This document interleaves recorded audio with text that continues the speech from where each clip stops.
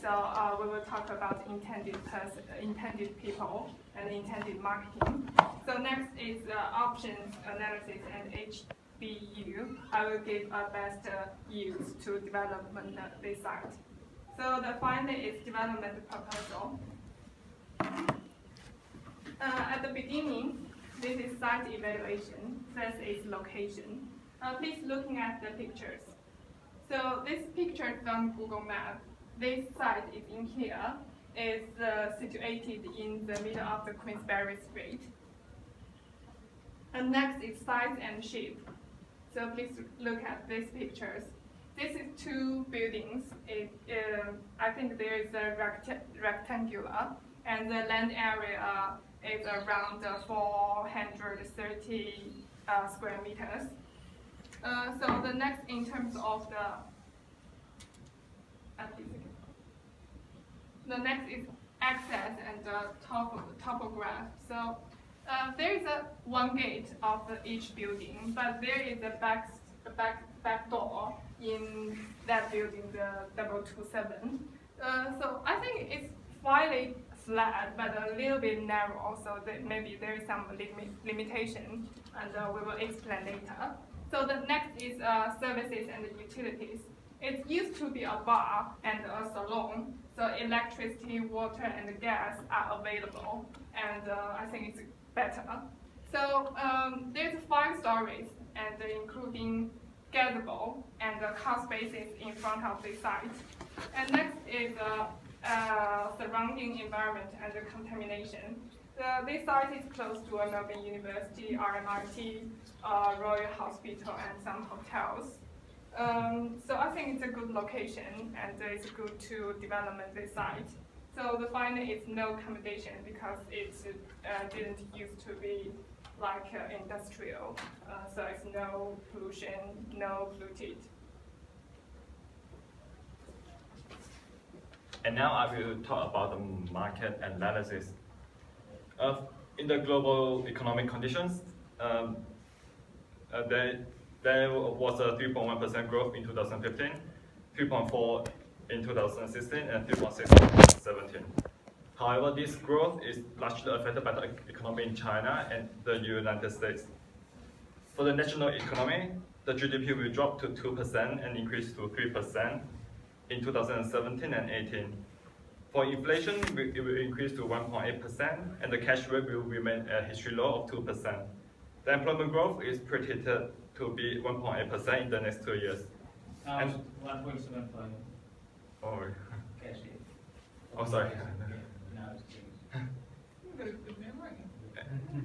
And for the property market, Melbourne and Sydney accounted the fastest growth, where Darwin and Perth experienced the lowest growth in the 2015. For the state economy, the state financial demand recorded a yearly growth of 4% in December of 2015, and population growth in Victoria increased 1.7%, and the consumer sector increased 4% in retail turnover, and this is due to the 30.4% growth in the international tourism expenditure. And for the Melbourne residential market, the median price per apartment increased 5.4% in February 2016 from the last 12 months. On the supply side, there are 13,657 apartments under construction and is expected to complete over 2016 to 2020. On the demand side, the local, offshore investor, international students, and immigrants still have strong demands in apartments. And for the vacancy rates, it rose 0.2% to 4.1% in inner Melbourne. For the commercial market, the rental level experienced the strongest growth at 4.7% in the past 5 years. On the supply side, the total area of new and refurbished development will be 177,400 square meters in the coming 3 years at the same time frame. For demand, the employment and business in Victoria experienced the faster and largest growth in June 2015. And the vacancy rate fall from 8.1% to 7.7% in the last 6 months. For the retail market, the retail trade in Victoria rose 5% on a yearly basis, And on the supply side, the supply of new retail is limited. And most of the new supply came from refurbishment, which consists of 11,000 square meters. For its demand, there's growing residential population increase, and hence the demand for supermarket and convenience store increases. And the vacancy rates for the core precinct increased from 3% to 3.2% in July 2015 for the last 12 months, and it is 4.1% for the street frontage retail. And for the target market, our target market is to build a mixed-use development which consists of retail at the ground, studio, and one-bedroom apartments on top. The main demand is due to increase in international student population, the foreign investment for its stable return, and the new lifestyle for the local residents.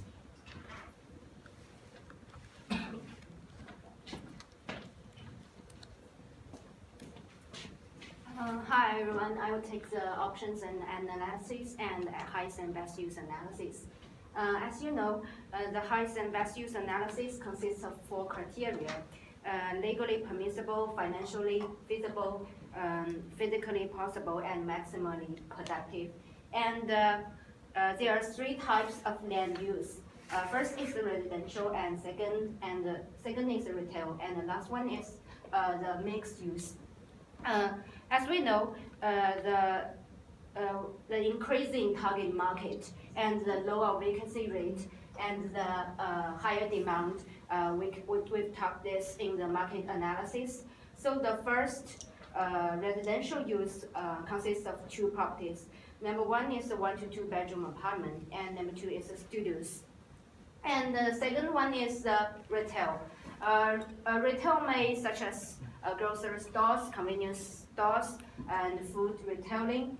And the last one is mixed use, which will combine the residential and the retail together.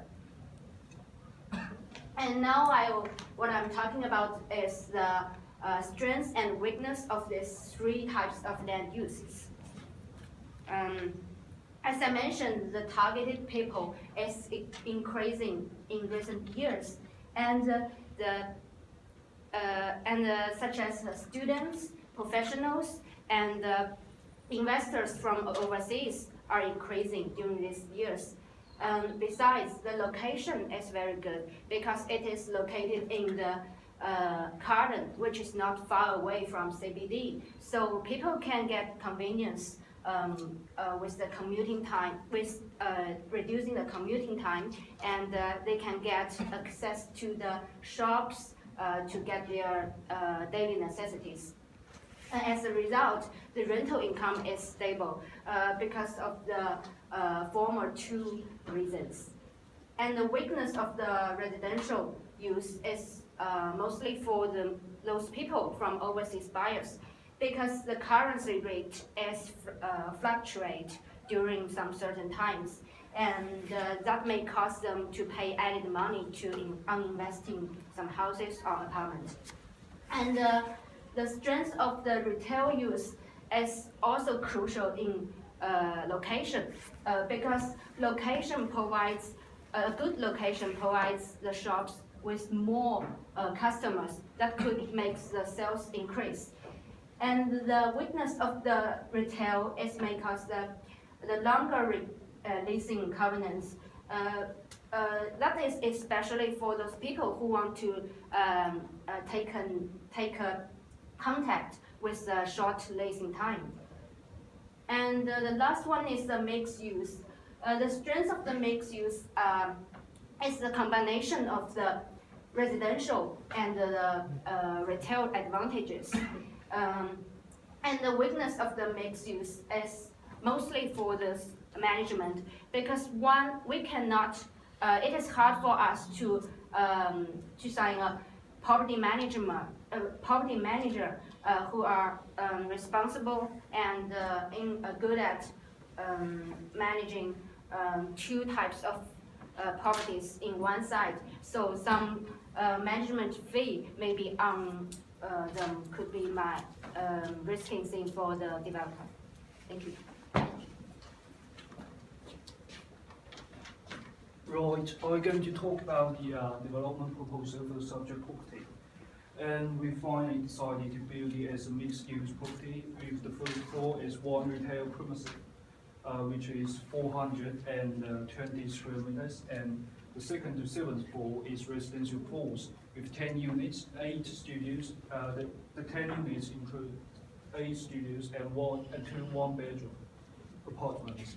And the average size for a studio is 35 square meters, and the average size for a one-bedroom apartment is 50 square meters.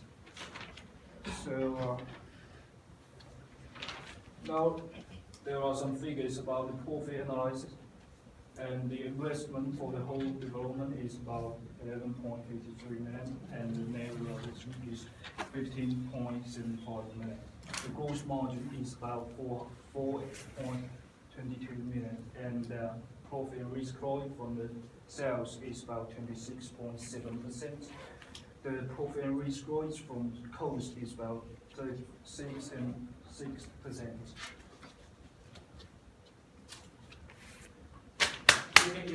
You can move it. Put the finger. So there are some IRRs for the whole project.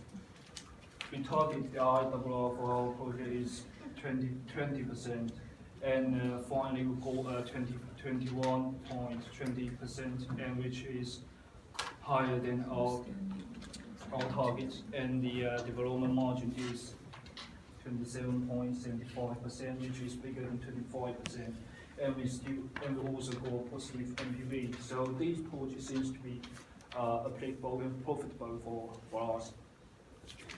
And there are some risks, of course, for the whole development.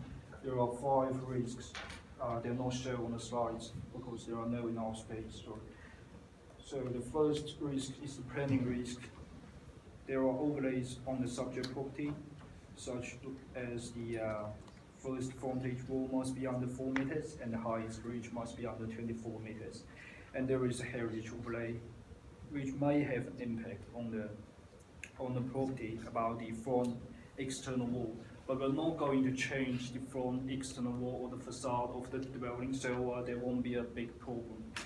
The biggest problem is the building permit for the construction, because the delay of the permit will lead to the delay of the whole project. But we have increased the assuming investment in the construction and the holding cost, so we use this technique to minimize the risk. The second risk is about the holding risk, because the longer holding period will result in a higher holding cost.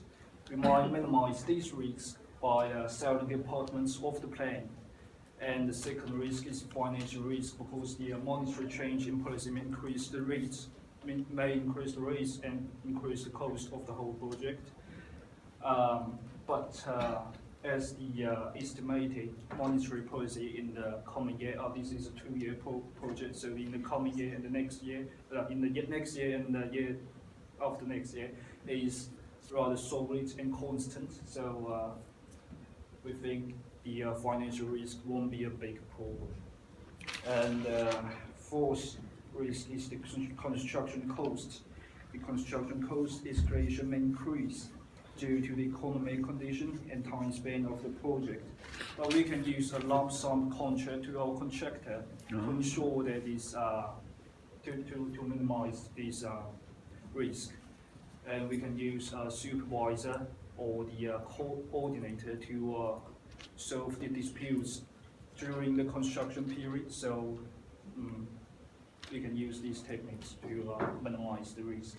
The fifth risk is the residential market risk, because there might be not enough buyers for our apartments, but as the policy is encouraging the increase of international students, and our target market is international student market, and the location of the property is right between the RMIT and University of Melbourne, so we think there will be enough buyers for the apartments. And that ends our presentation. Thank you.